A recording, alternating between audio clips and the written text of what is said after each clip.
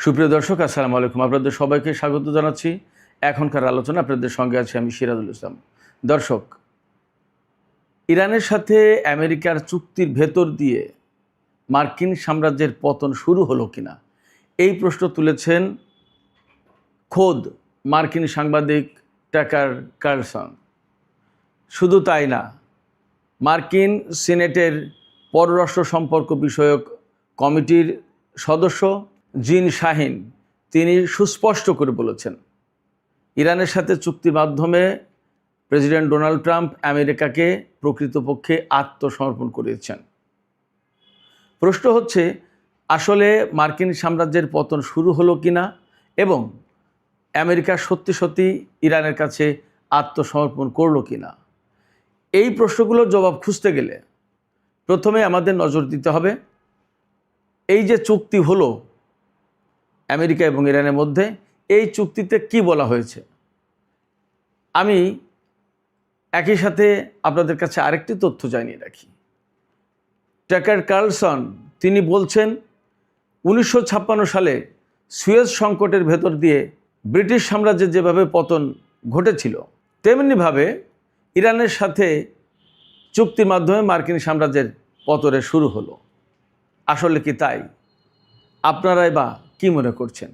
সুপ্রিয় দর্শক, এই বিষয়গুলো নিয়েই আমি আজকের ভিডিওতে একদম পুঙ্খানুপুঙ্খ ব্যাখ্যা করার চেষ্টা করব। যথেষ্ট বিস্তারিত বলবো। আশা করি আপনারা শেষ পর্যন্ত সঙ্গে থাকবেন। আর ভিডিও ভালো লাগলে লাইক, কমেন্ট, শেয়ার করবেন এবং চ্যানেলটি সাবস্ক্রাইব করে সাথেই থাকবেন। দর্শক, চলুন মূল আলোচনায় চলে যাই। মূল আলোচনা মার্কিন সাংবাদিক, তিনি ফক্স নিউজের একসময় বেশ বিখ্যাত সাংবাদিক ছিলেন, টাকার কার্লসনের বক্তব্য দিয়ে। তিনি বলছেন, ইরানের সাথে আমেরিকা যে চুক্তি করেছে, এই চুক্তির মধ্য দিয়ে মূলত মার্কিন সাম্রাজ্যের পতন শুরু হলো। তিনি একই লেখায় বা একই বক্তব্যে বলেছেন যে 1956 সালে সুয়েজ সংকট যে শুরু হয়েছিল, এই সুয়েজ সংকটের ভেতর দিয়ে ব্রিটিশ সাম্রাজ্যের যেভাবে পতন শুরু হয়েছিল, তেমনিভাবে ইরানের সাথে চুক্তি করে আমেরিকা তার মার্কিন সাম্রাজ্যের পতন শুরু করলো। একই সাথে পররাষ্ট্র সম্পর্ক বিষয়ক সিনেট কমিটির সদস্য জিন শাহিনও বলছেন, আমেরিকা প্রকৃতপক্ষে ইরানের কাছে আত্মসমর্পণ করেছে। এখন এই দুটো বক্তব্যকে যদি আমরা বিশ্লেষণ করতে যাই, তাহলে আমরা কি দেখব? এই জন্য ইরানের সাথে আমেরিকার যে চুক্তি হলো, এই চুক্তির দিকে আমাদেরকে যেতে হবে। তবে তার আগে একটু বলি, মার্কিন প্রেসিডেন্ট ডোনাল্ড ট্রাম্প এই সমস্ত সমালোচনার জবাবে তিনি কি বলছেন। তিনি তো কয়েকদিন চুপ ছিলেন।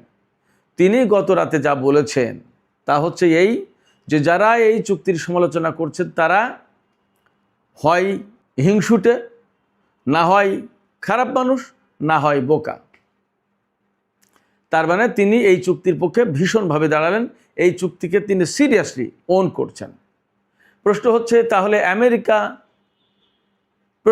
তাহলে ইরান যে সংশয় পোষণ করছে, সন্দেহ করছে এই চুক্তি আসলে শেষ পর্যন্ত ডোনাল্ড ট্রাম্প বাস্তবায়ন করবেন কিনা, তার কি হবে?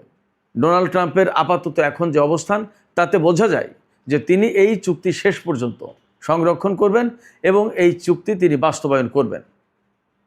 তিনি এই চুক্তির ভেতরে আমেরিকা এবং সারা বিশ্বের শান্তি, সমৃদ্ধি এবং আন্তর্জাতিক বাজারে তেলের যে দাম, সামগ্রিকভাবে সারা বিশ্বের মানুষের স্বার্থ দেখছেন।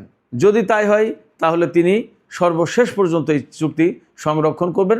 এমনকি মার্কিন প্রশাসনের ভেতরে যে ফাটল দেখা দিয়েছে, সেই ফাটল প্রসঙ্গেও তিনি কয়েকজন মন্ত্রীকে, যুদ্ধমন্ত্রী সহ কয়েকজন গুরুত্বপূর্ণ ব্যক্তিকে প্রশাসন থেকে সরিয়ে দিতে প্রস্তুতি নিয়েছেন, কিন্তু তিনি এই চুক্তির পক্ষ ত্যাগ করেননি। আমি চমৎকার আর একটা তথ্য জানিয়ে দিই। এই চুক্তিতে সই করেছেন পাকিস্তানের প্রধানমন্ত্রী শেহবাজ শরীফ। তিনি সই করেছেন এবং তিনি সামাজিক মাধ্যম এক্সে ঘোষণা দিয়েছেন যে মার্কিন প্রেসিডেন্ট ডোনাল্ড ট্রাম্প এবং ইরানের প্রেসিডেন্ট মাসুদ পেজেশকিয়ান এই চুক্তিতে সই করার পর, যখন চুক্তি একেবারে চূড়ান্ত হয়ে গেল, তখন আমি মধ্যস্থতাকারী দেশের প্রধানমন্ত্রী হিসেবে আমি এই চুক্তিতে সই করলাম। আমার অনুমোদন একটা গুরুত্বপূর্ণ বিষয়। সেক্ষেত্রে পাকিস্তান কূটনৈতিকভাবে অনেক অনেক বেশি উপরে চলে গেল। তা নিয়ে আমি পরে দু একদিনের ভেতরে আশা করছি একটা অন্য আলোচনা করব। যাই হোক, এখন আমি মূল আলোচনার আরেকটা দিকে চলে যাচ্ছি। মূল আলোচনা ছিল আমেরিকার সাম্রাজ্যের পতন হচ্ছে কিনা এবং আমেরিকা আসলে আত্মসমর্পণ করলো কিনা। সেখানে টাকার কার্লসন বলছেন যে এই চুক্তির ভেতর দিয়ে সুয়েজ সংকটের পুনরাবৃত্তি হলো, অর্থাৎ সুয়েজ সংকটের মধ্য দিয়ে ব্রিটিশ সাম্রাজ্যের যেমন পতন হয়েছিল আমেরিকারও তাই হতে যাচ্ছে। এখন প্রশ্ন হচ্ছে সুয়েজ সংকটটা কি ছিল? আমরা সবাই জানি মধ্যপ্রাচ্য থেকে তেল গ্যাস নিয়ে বা মধ্যপ্রাচ্যের সাথে যোগাযোগ বা এশিয়ার সাথে যোগাযোগ যদি অনেক ঘোরা পথ এড়িয়ে সহজে করতে হয় ইউরোপ এবং আমেরিকার, তাহলে আটলান্টিক সাগর দিয়ে ভূমধ্য সাগর দিয়ে যদি মধ্যপ্রাচ্য অর্থাৎ ভারত মহাসাগর, লোহিত সাগর হয়ে ভারত মহাসাগরে যাওয়া আসা করা যেত তাহলে সহজ হতো।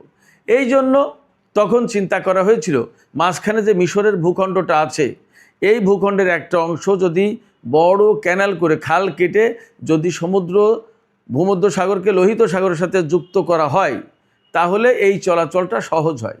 মধ্যপ্রাচ্য থেকে যে জাহাজটা বেরিয়ে সুয়েজ খাল দিয়ে আমেরিকায় যায়, যে জাহাজটা 21 দিন লাগে বা 22 দিন লাগে, সেই জাহাজটা সুয়েজ খাল দিয়ে না গিয়ে যদি আফ্রিকার উপকূল ঘুরে যায় তাহলে প্রায় 30 দিনের বেশি লাগে কিংবা তারও বেশি লাগে, অর্থাৎ বিরাট একটা বড় সময়ের গ্যাপ পড়ে।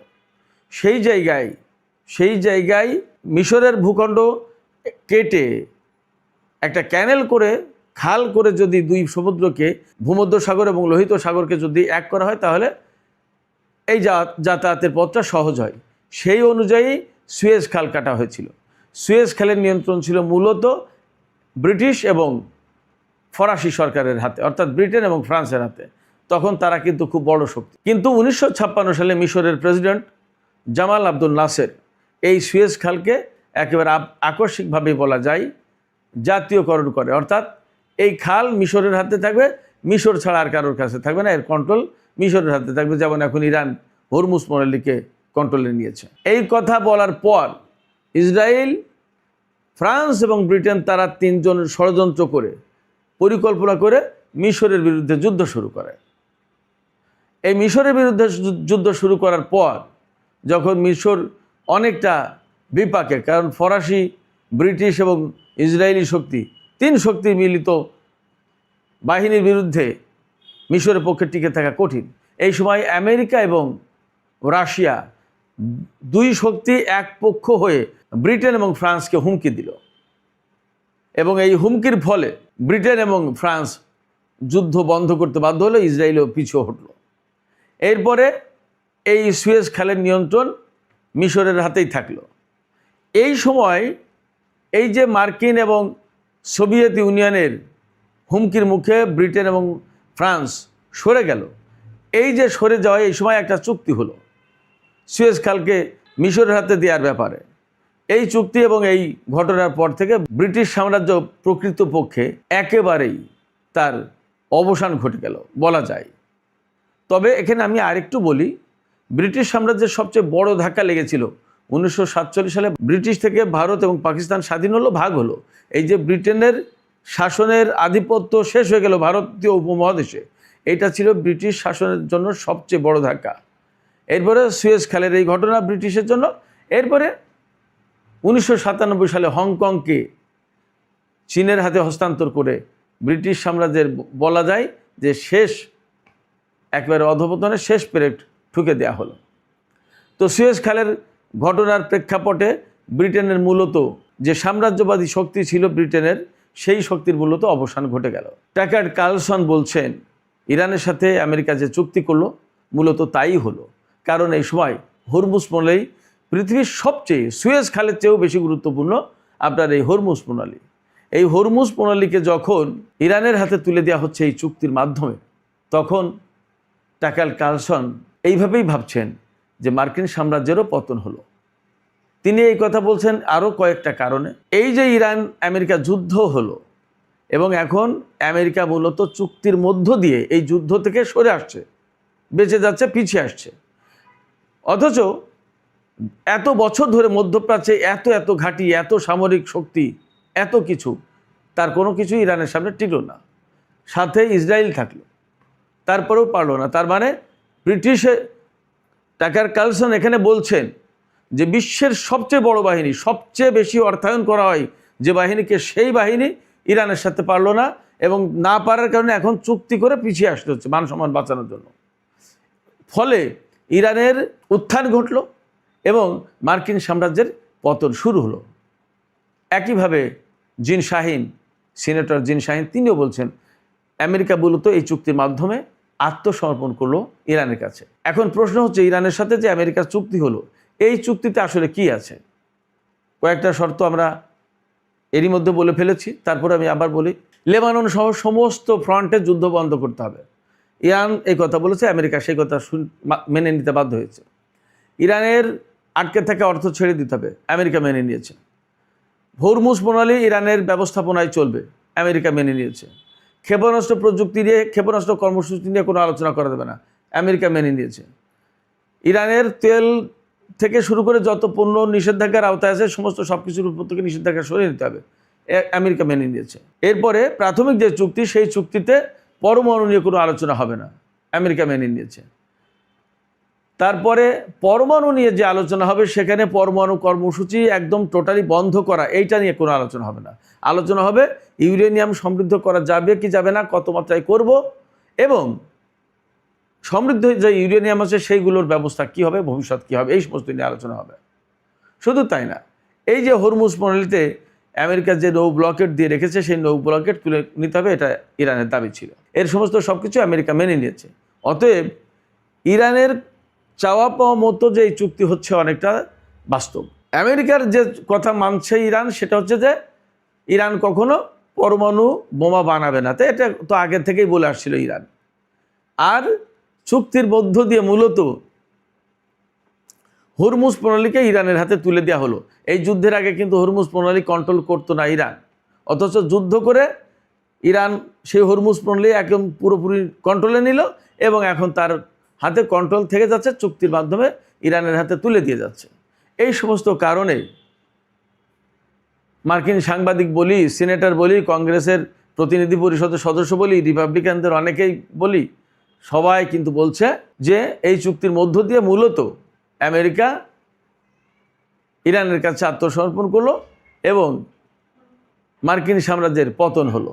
শেষ পর্যায়ে আমি আপনাদেরকে আরও কয়েকটি তথ্য জানাই। এই যে চুক্তি করা হলো, এই চুক্তি কংগ্রেসে তুলে ধরার জন্য মার্কিন পররাষ্ট্রমন্ত্রী মার্কো রুবিওর কাছে চিঠি লিখেছেন কংগ্রেসের পক্ষ থেকে কংগ্রেসম্যানেরা। শুধু তাই না, মার্কিন রিপাবলিকান দলের অনেকেই এই যুদ্ধ এবং এই চুক্তি কোনোটাই আমেরিকার স্বার্থে যায়নি একথাও বলছেন। সব কিছু মিলে একথা আসলে বলার সময় এসেছে যে সম্ভবত এই চুক্তির ভেতর দিয়ে সত্যি মার্কিন সাম্রাজ্যের হয়তো পতনই শুরু হলো। সুপ্রিয় দর্শক, এখনকার আলোচনা এখানেই শেষ করতে চাই। আপনাদের কি মনে হয়, আপনারাও কি মনে করছেন যে আসলে এই চুক্তি, এই যুদ্ধের ভেতর দিয়ে মার্কিন সাম্রাজ্যের পতন শুরু হলো? আপনারা কি মনে করছেন এই চুক্তির মধ্য দিয়ে আমেরিকা মূলত ইরানের কাছে আত্মসমর্পণ করলো? আপনাদের মতামত কমেন্টে জানাতে পারেন। আর ভিডিও ভালো লাগলে আবারও বলি, লাইক, কমেন্ট, শেয়ার করবেন এবং চ্যানেলটি সাবস্ক্রাইব করে সাথেই থাকবেন। আপনাদের সবাইকে অনেক অনেক ধন্যবাদ। আল্লাহ হাফেজ।